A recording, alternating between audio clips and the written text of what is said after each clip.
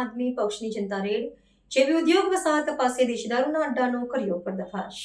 સુરત જિલ્લાના કામરેજ વિસ્તારમાં આમ આદમી પક્ષના કાર્યકરો કાયદો અને વ્યવસ્થાના અમલીકરણના મુદ્દે આક્રમક અભિગમ અપનાવી દેશી દારૂના અડ્ડા પર જનતા દોરડા પડ્યા હતા।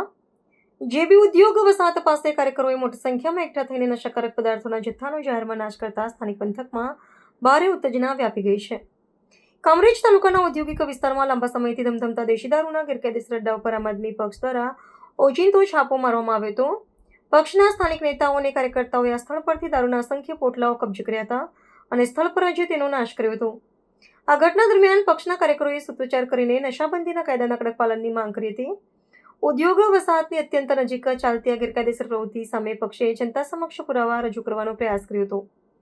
આક્રમક કાર્યવાહીના વિશ્લેષણમાં રાજકીય વિવેચકો માની રહ્યા છે કે વિરોધ પક્ષ હવે જમીની સ્તરે પ્રજાલક્ષી પ્રશ્નો ઉઠાવીને વહીવટીતંત્રની નિષ્ફળતા છતી કરવાના પ્રયાસો કરી રહ્યો છે। પક્ષના અગ્રણીઓએ આક્ષેપ કર્યો હતો કે પોલીસ તંત્રની રહેમનજર હેઠળ આવા અસામાજિક તત્વો બેરોકટોક પોતાનો વ્યવસાય ચલાવી રહ્યા છે, જે યુવા પેઢી અને કામદાર વર્ગ માટે ઘાતક સમાન છે। આ જનતા દોરડા પાછળનો મુખ્ય ઉદ્દેશ્ય સ્થાનિક સ્તરે સુરક્ષા અને નશાબંધીના અમલીકરણમાં રહેલી ખામીઓ તરફ સરકારનું ધ્યાન દોરવાનો છે।